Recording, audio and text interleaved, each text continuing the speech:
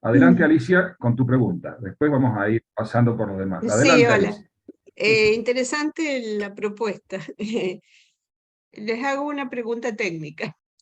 Cuando hace el programa el etiquetado de las muestras, ¿no? De los cuerpos lúteos, ¿cómo hacen para discriminar los cuerpos atrésicos de de los folículos, de distintos tipos de folículos? O sea, ¿hay alguna función o algo que permita determinar? Porque los cuerpos atrésicos son muy parecidos, ¿no? A los lúteos. Entonces, perdón por esta especificación técnica a los demás.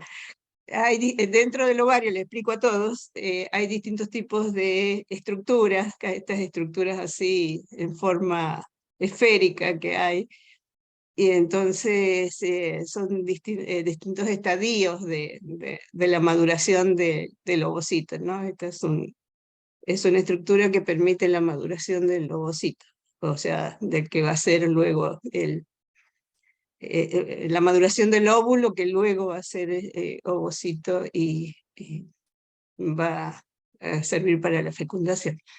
La primera Eh, pregunta entonces era cómo se hace la función, cómo se hace el etiquetado para que discrimine entre los distintos tipos de cuerpos. Y la segunda pregunta es si hicieron algún estudio comparativo entre la máquina y el humano, o sea, si la eficiencia de detección tiene un porcentaje de éxito más o menos, o si calcularon el error en las dos condiciones. ok, en la primera está bueno. Eso te iba a decir, ¿querés Ah, responder por la primera, que es más tu campo? dale, dale. Dale, nos repartimos las preguntas. Muy buenas preguntas, Alicia. Sí, tiene una función que se llama IOU, intersección sobre unión. Ujú. O sea, voy a ir explicando un poco cómo funciona y tratar de llegar a cómo distinguimos con los atrésicos o folículos primarios, primordiales, qué sé yo, secundarios. Cuando hice mis prácticas profesionales como bioingeniero, aprendí esta técnica de hacer mesadas, o sea, observar. Entonces, parte del etiquetado lo hice con mis conocimientos que había hecho en las prácticas, con Miriam, con Antonella. Ujú. Em, Bien, el algoritmo usa por dentro una función que se llama IOU para comparar lo que propone como posición. El algoritmo va a pensar que el cuerpo lúteo está acá y va a hacer un contraste con la posición que nosotros marcamos antes en el etiquetado. ¿Sí? Entonces, con ese IOU lo va a usar de umbral para validar o no lo que está proponiendo el algoritmo. El algoritmo propone que está por acá y traemos el original y el IOU, si es más grande que 0,7, o sea, el número más grande es 1 y el mínimo es 0, o sea, no coinciden para nada, eh, lo va a validar como que está bien aprendido. Eso por un lado. Eso lo hace teniendo en cuenta solamente la etiqueta que vos les marcaste. Por ejemplo, si querés encontrar dos estructuras, le vas a tener que decir que existen dos clases y cómo se llama cada clase. ¿Sí? Des- entonces, la primera approach que hicimos, solamente usamos el background, que sería cualquier posición X. O sea, cualquier otra posición se llamaría background. Y a menos que coincida con ese IOU, ese umbral, lo va a tomar como un cuerpo lúteo. No hay necesidad de decirle cuál es atrésico, cuál es un folículo de Graf, pero después para mejorar ese aprendizaje agregamos otras estructuras que le llamamos no cuerpo lúteo. Y ahí marcamos secundarios, atrésicos, pero es todo un etiquetado muy difícil, sobre todo los atrésicos, porque como son capas secuenciadas, tenés que ir siguiéndolas para ver si es un atrésico o no es un atrésico. Es bastante difícil. O sea, Entonces, eh, perdón que te interrumpa, ¿el etiquetado es en el plano Z también? O sea, ¿vas yendo de atrás para adelante siguiendo los cortes seriados? Solamente lo hicimos como a ojo, nunca lo implementamos como volumétrico al entrenamiento. Solamente tomábamos, se hacían 4 o 5 y tomábamos impares, ahora no me acuerdo, pero nada más. Para Cortes de, constatar de una misma sí, muestra, del mismo ujú, taco. del mismo taco. Ujú. Ujú.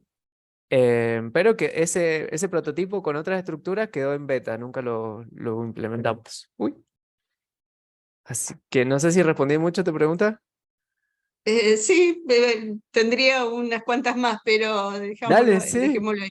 Y la segunda es resultados comparativos de porcentaje de error humano, porcentaje de error Bien, IA. ahí, ahí yo me divido porque hay algunas cuestiones del muestreo justamente de este experimento que puede llegar a sesgar o no las conclusiones. Vamos a las conclusiones duras. Cuando se realizó lo que se llama el entrenamiento de este modelo, o sea, lo que es enseñarle al algoritmo a detectar qué es un cuerpo lúteo y qué no lo es, se agarraron de todas las muestras que existían, un porcentaje, aproximadamente el 70%, un poquito más, un poquito menos, y ese porcentaje de muestras se utilizó para entrenar el modelo. O sea que todas las muestras que estaban ahí, todas las imágenes, funcionaron como set de entrenamiento.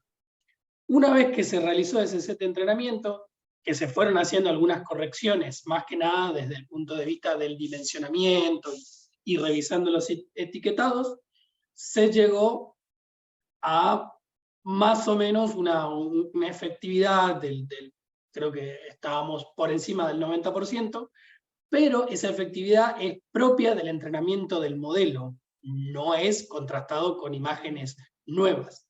Lo que se hace es agarrar el 30% que no se usaron para entrenar, que en teoría serían muestras que el algoritmo nunca vio, y se agarraron dentro de ese set diferentes imágenes enviándolas al mismo algoritmo para que ahora sea al revés, que el algoritmo nos diga qué es. Ese proceso de entrenamiento, que es un proceso relativamente automático, nos fueron dando unos buenos resultados, ya que lo que hacíamos era comparar las etiquetas que fueran hechas por un humano en comparación a lo que nos devolvía el algoritmo. Ese tipo de procesos nos dio que el algoritmo más o menos estaba, no te quiero mentir el número exacto y sería medio anecdótico nomás, pero estaba por encima del 80%. Nos daba un buen resultado dentro de lo que es el set de datos de entrenamiento. Entonces, desde un punto de vista estadístico, de dato duro, yo puedo llegar a decir que el algoritmo aprendió bastante bien a interpretar las imágenes. Pero, si tenemos que profundizar un poco en lo que es este estudio, no tenemos que olvidarnos que todo este entrenamiento y este estudio se hicieron dentro de un set de imágenes que salieron del mismo lugar. Es como que el INVECU nos proveyó una batería de muestras, las cuales nosotros utilizamos para entrenar el modelo y para verificarlo. Y lo que nos falta para poder llegar a un dato que sea más concluyente es qué ocurre con una imagen que venga de un laboratorio totalmente externo. Y ahí es el proceso que nosotros nos estamos encontrando, que todavía tenemos que atravesar, porque lo que tendríamos que lograr es conseguir preparados histológicos de otro laboratorio, etiquetados por otra persona, y ver dentro de ese set de datos qué tan preciso es nuestro algoritmo cuando el set de muestras es totalmente ajeno al primer set de muestras. Cosa que, siendo totalmente sinceros, tiene algunas complicaciones porque inevitablemente necesitamos colaboración de otros laboratorios y esto involucra algunas otras cuestiones que van más allá de lo científico, cosas que no nos incumben a nosotros, pero que inevitablemente hace a lo que llamaríamos la parte institucional de cada organización, que es parte del trabajo también, que nosotros vamos tratando de formar este tipo de vínculos y otros para ir ampliando nuestra red de contactos y así poder ir mejorando los trabajos que ya hicimos, pero tratando de ser honesto con nosotros mismos y con vos. Todavía nos falta ver cuál es el nivel de precisión cuando aparece una muestra totalmente ajena a las muestras que utilizamos hasta ahora. Perdón, si me disculpan, no quiero acaparar el micrófono. Sí, no sé si hay alguien más que quiere formular una pregunta y espero turno o sigo No, ahora. no, No sé. adelante Alicia, porque confiamos en tus No, preguntas. no veo otra manito. Sí, nosotros cuando hacemos ese tipo de mediciones morfométricas, general, a mano, digamos, a cabeza, ¿no? Las llamamos horas microscopio, horas asentaderas en el microscopio, las llamamos. Tienen un nombre más, Yo la sabía de otra más, forma. más grosero, pero no me atrevo aquí con los señores a decirlo como lo decimos. Usamos el criterio del doble ciego, no sé si ustedes lo reconocen cómo aplicarlo. O sea, generalmente hacemos que quien haga recuentos morfométricos no entienda mucho del tema. O sea, que le decimos, como un robot, tenés que medir esto, así, no le explicamos qué es lo que está viendo, sobre todo si son muestras control, como vi en el primer cuadrito que presentaron, y no sé cuál era la situación patológica, ¿no? que evaluar. Entonces, generalmente le sacamos la etiqueta al preparado y el que mide no sabe si es un normal o un patológico. Entonces, contamos por lo menos que no haya un bias por decir, si es patológico tiene que ser más grande, más chico, tiene que haber más, tiene que haber menos. Ay, perdón. ¿Ustedes lo aplican eso o lo incluyen en el algoritmo? Eso que decís del sesgo del observador, es como difícil de sacarlo del mismo algoritmo. Se podría pensar que un algoritmo está libre de sesgo, pero en el momento que lo tenés que etiquetar, alguien tiene que saber. Influye mucho porque a veces me ha pasado de que le pregunto a alguien y le parece que es un secundario y a otro le parece que es un terciario Hay mucha subjetividad, sí, sí, sí. o early Sí, sí, antral o antral y bueno, y claro, se claro. arma una discusión. No, es que depende de Eh, cuándo está hecho el corte, a veces es cuando vos cortás rodajas en una naranja, ¿no? Es una esfera. Entonces, algunas rodajas son más chicas, otras son más grandes, depende de cuán distante esté de la superficie, ¿no? Pasa lo mismo acá, los cortes son, sería, pensamos que es un folículo más pequeñito y resulta que es porque está cortado más en un extremo sí, ¿cómo se llama? De la esfera. claro. Y entonces la porción parece más chica y eso confunde. Pero Eh, es como un buen sistema, como todo, como un sistema que puede diagnosticar algo en radiografía, la idea es que acompañe un poco a los valores que se tengan capaz manualmente. Si ya sacaste las fotos, ya las mediste manualmente, las podés pasar por este programa que procesa un montón de fotos a la vez y tal vez validar de alguna forma lo que hiciste manualmente. Es como un sistema de apoyo. No sé si viene a claro. reemplazar tanto. Por eso que decís del No, sesgo.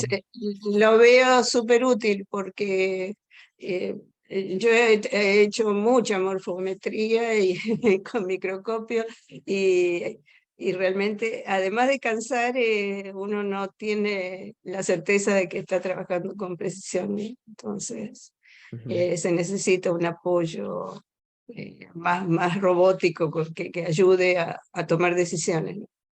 ujú. Yo trabajé mucho con uno que se llama AngioTool, no sé si lo conocen. No. Es para medir vasos sanguíneos. Ajá. Y es muy útil porque yo lo adapté, es un programa de uso libre, ¿no? Lo adapté, lo usaban para medir vasos sanguíneos de retina y yo lo adapté para tejido cerebral y parece que fue bastante bien reconocido que se podía utilizar. O sea, por lo menos los referees nunca me criticaron que lo haya usado para eso, que no es el uso habitual del programa. Pero no sé si es porque no se dieron cuenta o porque realmente servía. Pero eso es lo que pasa con estas herramientas nuevas. Mucha gente no tiene suficiente, la gente que evalúa no tiene suficiente conocimiento de la bondad, ¿no? Del uso de esas herramientas. Hay que imponerlas. Un poco del proceso, un poco el proceso que estamos haciendo y todo lo que fuimos atravesando, fue justamente ir tomando diferentes experiencias de personas que utilizaban ya sea herramientas ya desarrolladas o utilizadas, o las estrategias que utilizaban para poder realizar determinados trabajos, mediciones. Porque un poco el espíritu de este trabajo, y bueno, ya hablando un poco del área de investigación nuestra en general, es ir tratando de ver en qué lugares podemos aplicar nuestros conocimientos, particularmente dentro de lo que es la informática, para mejorar el trabajo que se esté realizando y de alguna manera contribuir mucho o poco a facilitar lo que estén haciendo, o incluso aprender de algunos lugares o algunos laboratorios para poder transmitir ese mismo aprendizaje a otros lugares que capaz todavía no se les ocurrió o no llegaron a ese tipo de posibilidades. Medio un poco, creo que en algún punto es la idea de esto, de contar lo que hacemos y que otras personas nos cuenten lo que hacen, ¿no? Sí, inclusive dentro del mismo ámbito, si tenían problemas de conflictos con otros laboratorios por problemas de compartir información, sobre todo de trabajos no publicados, me imagino que de eso estaban tratando de explicar. Dentro del mismo CCT hay grupos que trabajan con ovarios no humanos, o sea, de animales, entonces podrían comparar si funciona también, por ejemplo, hay gente que trabaja en vizcacha, ¿no? Que podrían comparar a los ovarios de vizcacha con los de si el programa aplica para distintos tipos de ovarios, ¿no? Eso les podría ayudar y no habría competencia. ¿Cuál era el animal del cual salían estas muestras, Nacho? Estas son ratus novérgicus. Norvégico, sí, es eso. Generalmente, pero sí, ellos trabajan en ratas, pero también hay gente que trabaja con ovarios humanos, así que eso. Sí, cuando empezamos con esto me enteré la cantidad de roedores de que sacaban muestras. Y también sí. Yo no vengo tanto del rubro de la bioingeniería, yo trabajo con elementos totalmente artificiales, entonces desde el principio me pasó esto de enterarme la gran diferencia que habría entre... gran diferencia. Sí, sí. Bueno, los robots todavía no han desarrollado varios, pero dentro de poco creo que van a tratar de hacerlo. Seguro. Sí. No sé si alguien tiene alguna pregunta. Victorio, Victorio, no sé si levantó la mano o... Gracias, chicos. Muy amables. Gracias, Alicia. Gracias a vos, Alicia. Gracias, Alicia. No vi que levantara la mano otras manos. Victoria está levantando. Bueno, adelante, Victoria. Yo quería hacerles una pregunta, por ejemplo, supongamos que bueno, todo esto es pulido, anda bien, el porcentaje, digamos, de aciertos con respecto al humano es alto y se puede usar. La pregunta sería más bien, ¿no?, de fisiología, no de tecnología.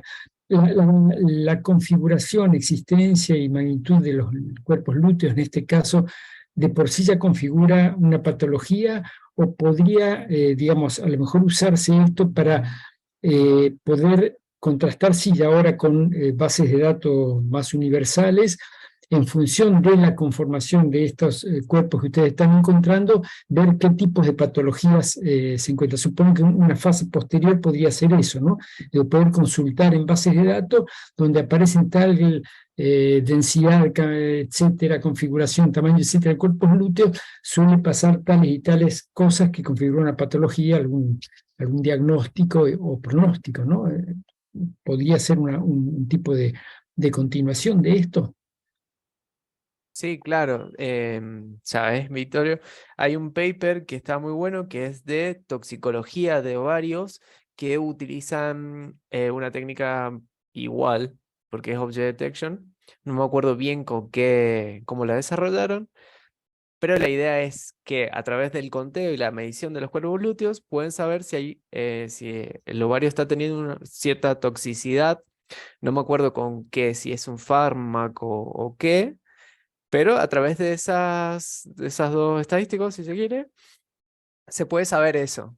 Si bien nosotros tomamos como todo el grupo, como si fuera control, porque metimos control y preparados en este dataset para construir la herramienta inteligente. Nunca la pusimos si se trataba con bicoculina, con, no sé, progesterona. Nunca hicimos tampoco esa prueba. Y lo que estás mencionando está buenísimo y nos da el puntapié para seguir. Así que es una buena idea. Sería muy lindo. Yo voy a agregar algunas cositas, Sí. y voy a decir algo, como se dice por ahí, políticamente incorrecto. ¿A qué me refiero? Antes hablé de ese puente entre generaciones, cosa que me parece cierto. Y creo que el que figura ahí como Luis y Elvira, no sé si fue Luis o me dijo Elvira, que las personas viejas se distinguen porque ya no les interesa aprender. Y me gustó la expresión. Creo que fue de Elvira más que de Luis. Pero el tema es que nosotros en el Ateneo tenemos esa característica. Queremos aprender. Y lo que voy a decir políticamente incorrecto es que me da la impresión de que esto que nos mostraron ustedes está creando una situación que va a ser más o menos como la del primate que se fue transformando en el ser humano. Así que creo que es una transición muy grande y que va de la mano con todo lo que podamos ir aprendiendo y viendo la actualización de los factores de la ciencia que nos van ayudando a movernos y a que no se cristalicen las neuronas que nos mostraba el sábado pasado Alicia, ¿no? Está con la mano levantada Luis. Adelante, Luis. Gracias, Raúl. La pregunta, digamos, esto del aprendizaje de esta aplicación que han desarrollado ustedes, implica digamos, un proceso que se va, digamos, va acumulando sabiduría, por decirlo de alguna forma, y que eso tiene que ser solamente por el medio de la práctica, no tienen otra. Entonces yo preguntaba, en este estadio que ustedes han desarrollado, ¿no podría ser, digamos, como para hacer un filtro simplemente y decir, bueno, estos no son, digamos, lo que estamos buscando en esta muestra no es? Entonces ya van a descantar un cierto porcentaje y van a facilitar mucho en la visualización. ¿Ustedes creen que de esa forma pueden ir desarrollando y ser de aplicación para que este algoritmo pueda ir aprendiendo en diferentes situaciones? No sé si me expresé y me han entendido. Gracias. Sí, yo la entendí. Y creo que en algún punto ese es capaz lo que todos nos pusimos a preguntar, ya sea cuando aprendimos cómo funcionaba toda esta tecnología, hacia dónde apuntaba, o incluso si uno la escucha mencionar. Como cualquier proceso, si se quiere, de desarrollo tecnológico, va apuntalando y va haciendo el andamiaje de lo que va a ser como herramienta, basado en el conocimiento de las personas que vinieron antes que nosotros y las que hoy por hoy siguen produciendo conocimiento y siguen desarrollando tecnología. Ciertamente, la herramienta puede tener grandes chances de perfeccionarse en la detección de una estructura y también tratar de reconocer todo lo que no sea esa estructura en cuestión. Lo que puede llegar a ser una limitación para esto son cuáles son los accesos a ese conocimiento para que pueda llegar a detectar lo que es un cuerpo lúteo en cualquier circunstancia. Yo lo pienso desde el punto de vista de la medicina. ¿Alguna vez alguna persona en la historia de la humanidad decidió ponerse a ver el cuerpo humano, a dibujar, a identificar estructuras, y sobre lo que esa persona fue haciendo, un montón de otras personas fueron colaborando y generando sus propias observaciones, sus propias conclusiones, y llegaron hasta lo que hoy por hoy es el entendimiento de la anatomía humana? Ese proceso no fue automático, ni fue corto, fue producido a lo largo de un largo tiempo en la historia de la humanidad, puntualmente la medicina. Y si bien hoy por hoy la tecnología ha demostrado que tiene, digamos, que inherentemente va a un ritmo muchísimo más acelerado del que capaz las personas pudieron llegar a hacerlo en toda su historia, igualmente son los conocimientos de las personas los que van alimentando y robusteciendo a estas tecnologías. Entonces, tanto este algoritmo como cualquier otra herramienta similar que se pueda llegar a desarrollar va a tener que ir sosteniéndose sobre los conocimientos que pueda tener acceso. Nosotros tenemos, aparte de nuestros conocimientos como humanos conscientes, también tenemos un montón de años de evolución biológica, lo cual nos permite tener sentidos, capacidad de percepción, reconocer patrones, un montón de habilidades propias de los animales, si se quiere, los cuales las máquinas y los software recién están adquiriendo.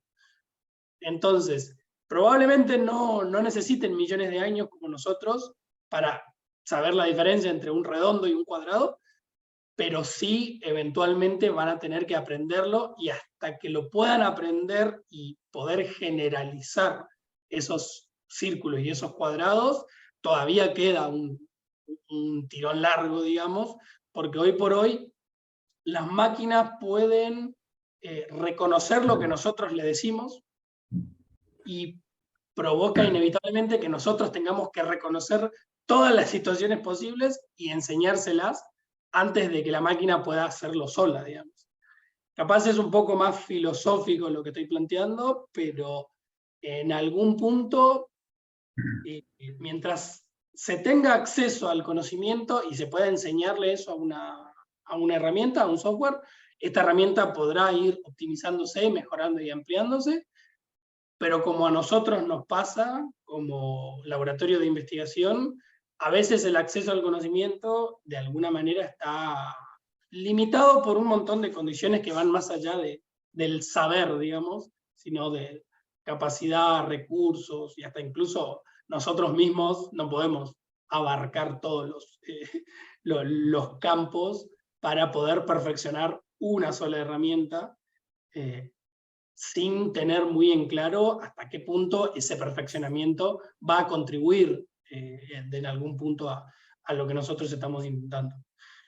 No sé si mi respuesta te satisface o o genera más dudas, pero...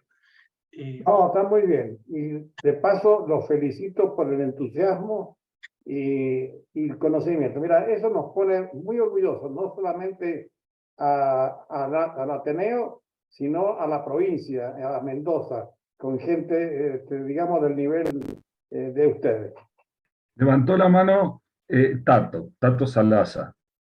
Sí. Nacho y Ciro, me ha parecido una excelente exposición la de ustedes, pero de acuerdo a lo que he podido entender, ustedes están, digamos, etiquetando imágenes. Cuando ustedes etiquetan una imagen de una muestra determinada, también etiquetan la clínica de esa imagen. Cuando pregunto la clínica, me estoy refiriendo a sexo del dueño de la muestra, edad, enfermedades, etcétera, etcétera. También lo etiquetan eso junto con la muestra óptica. No, no tiene mucho metadato, solamente tiene metadato, por así decirlo, lo que estamos etiquetando, en este caso cuerpo lúteo, y la posición en la que está ese objeto. Y eso multiplicado, o sea, y eso por todos los cuerpos lúteos que encontramos en ese nombre de imagen. Entonces, cuando esté procesando esa imagen que se llama, no sé, un número, .jpg, va a ir a los datos asociados a ese mismo nombre y va a ir a ver cuántos cuerpos lúteos había y en qué posiciones estaban, y no mucho más, porque ya es otro trabajo para más adelante. Bueno, adelante, Luis. Quería hacer una pregunta que a lo mejor es, no sé si está a la altura de las características de este Ateneo, pero yendo a un aspecto más que práctico. Si bien es cierto que la inteligencia artificial es aplicable a todas las disciplinas, voy a hacer una pregunta que tiene que ver con el área de salud.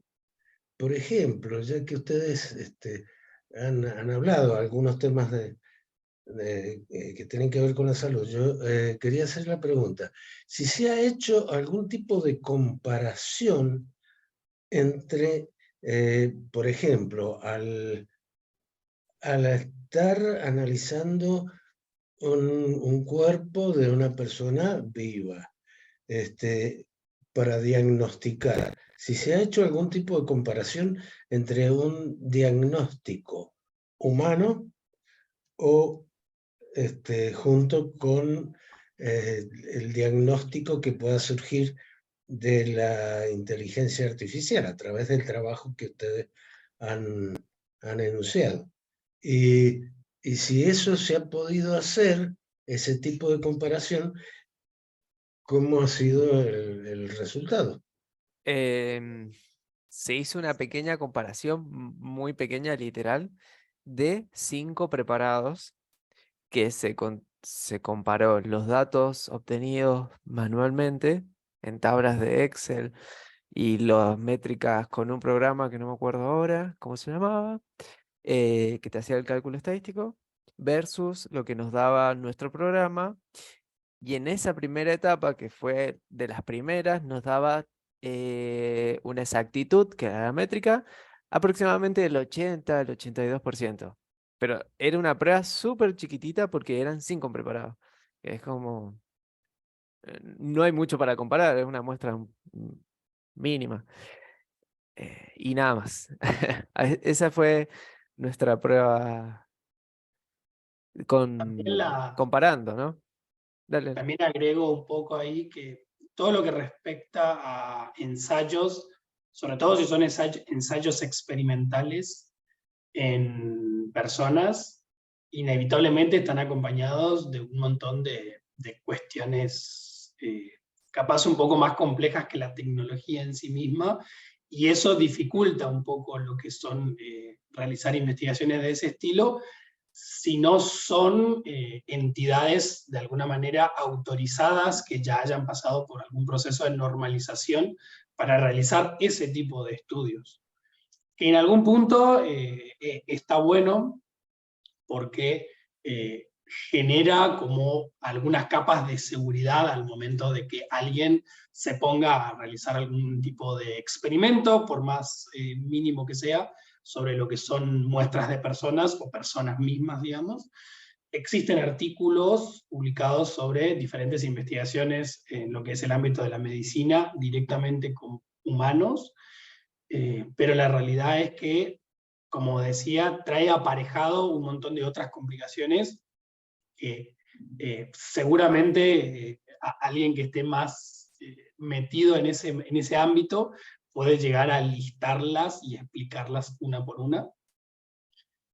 Pero nosotros, al venir más del ámbito del software y poder incursionar en el ámbito de la bioingeniería a través de un laboratorio, tenemos en algún punto esos condicionantes al momento de realizar algún tipo de estudio, porque en realidad, si lo hiciéramos, sería el laboratorio, en este caso Inbecu o algún otro, quien realiza ese tipo de ensayos con nuestro soporte, y no al revés, digamos.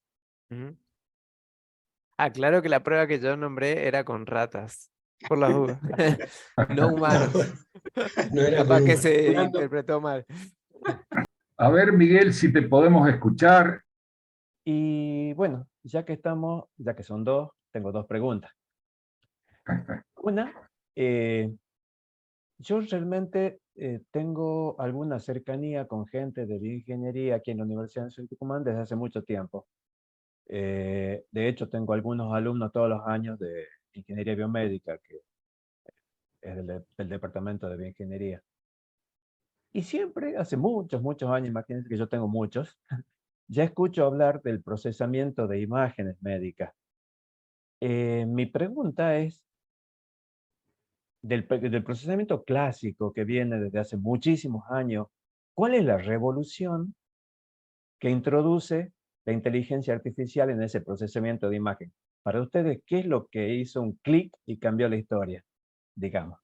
Esa es una pregunta.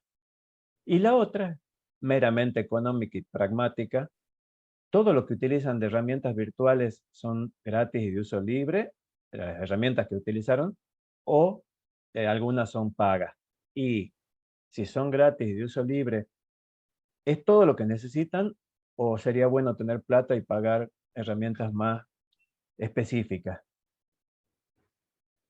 Bien, nuevamente, ¿querés responder la primera y yo respondo la segunda? Dale, dale, vamos con la primera que nos hizo Miguel.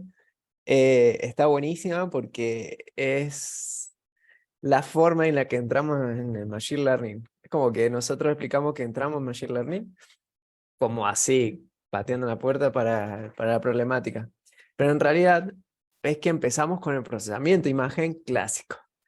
Y el procesamiento de imagen clásico, como son aplicar convoluciones, bueno, filtrado, ya sea en frecuencia o en tiempo, es un trabajo artesanal, súper laborioso, porque tenés que darle justo a la tecla en un preparado histológico, que es, si lo ves en macro, es, perdón la palabra, pero es como un mejunje de píxeles.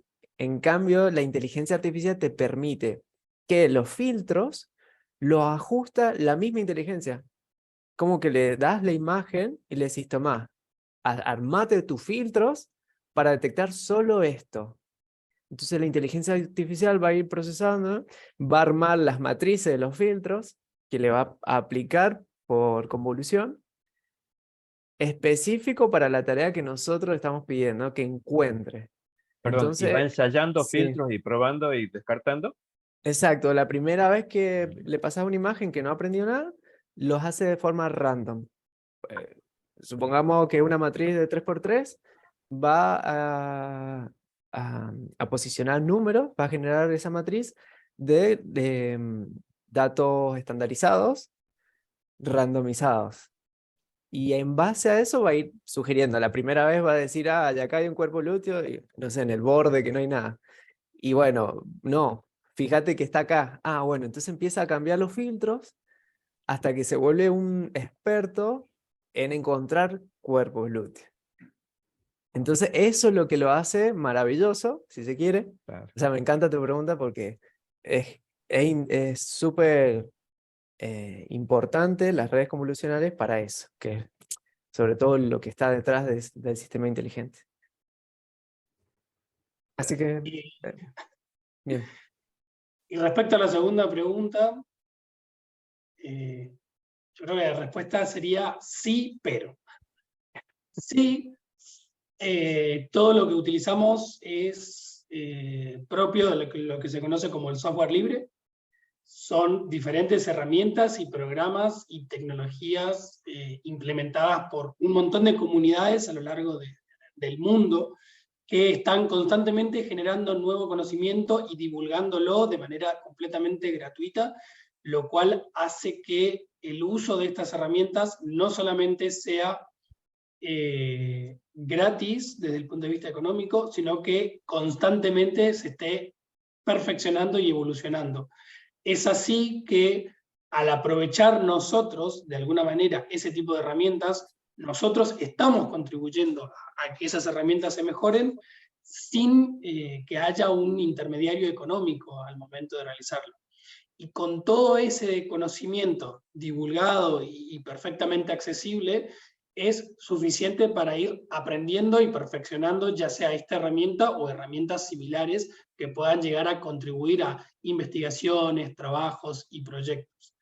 Ahora bien, si bien todo el conocimiento está disponible para todos y el uso de estas herramientas y softwares está a disposición de cualquiera que lo use, todavía existe una limitación que no podemos escaparle al momento de hablar de dinero, que es el hardware.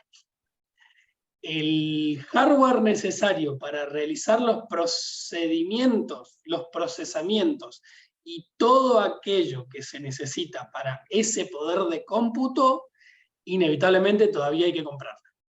Se ha vuelto más accesible, las computadoras han evolucionado mucho, las computadoras de uso hogareño han evolucionado mucho, se han vuelto accesibles, pero todavía siguen siendo una pata económica al momento de pensar este tipo de trabajos, porque inevitablemente se vuelven parte de la infraestructura necesaria para llegar a procesar. Nacho en su momento tuvo que hacer averiguaciones para un microscopio y una GPU que inevitablemente tuvo que pasar por un proceso más clásico, que se presentó un presupuesto, un proveedor y se compró. Y seguramente si Nacho tuviera que volver a hacer este procedimiento, los valores serían otros y capaz el hardware que necesita para hacer evolucionar esto también tenga que ser renovado con un costo asociado. Existen alternativas, hay un montón de servicios online, los famosos servicios cloud, que hoy por hoy tratan de mitigar un poco esta necesidad de tener que estar comprando hardware todo el tiempo, pero inevitablemente tienen un costo económico asociado que muchas veces suele ser un condicionante para la rapidez con la que se pueden llegar a implementar este tipo de soluciones. ¿Y cómo Bueno, encaja el Google colaborativo en todo esto? O sea, ¿en qué ayuda?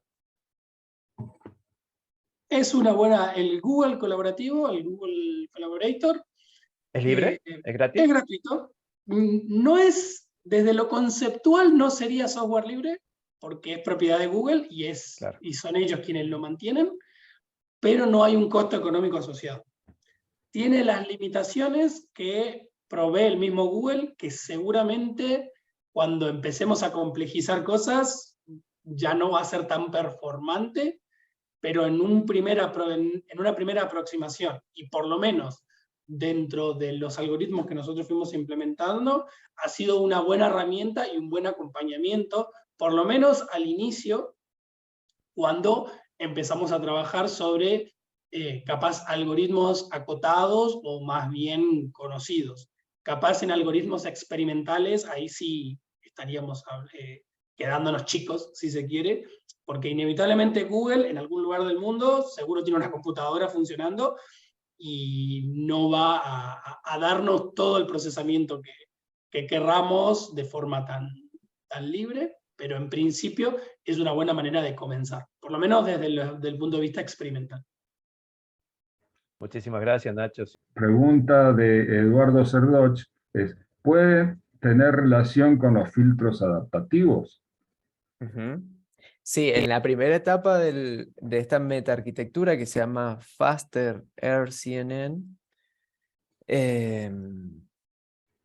más o menos la etapa tiene una arquitectura de red convolucional donde el proceso con los filtros es como un proceso de filtro adaptativo, pero tiene otra etapa, porque es una metaarquitectura, donde, no me acuerdo cómo se llama, esa etapa, ROI, tiene un nombre, en donde se generan posiciones. Entonces no solamente tenés la etapa de filtrado, sino tenés un generador que está trabajando proponiendo ROIs.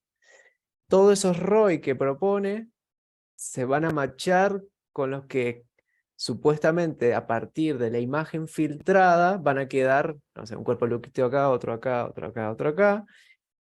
Y ahí es donde van esos ROI que genera el generador de ROIs, se van a posicionar en toda la imagen, y aquellos que coincidan con los datos originales, es una metaarquitectura. O sea, es un sí para Eduardo, sumado a toda una ingeniería para este procesamiento.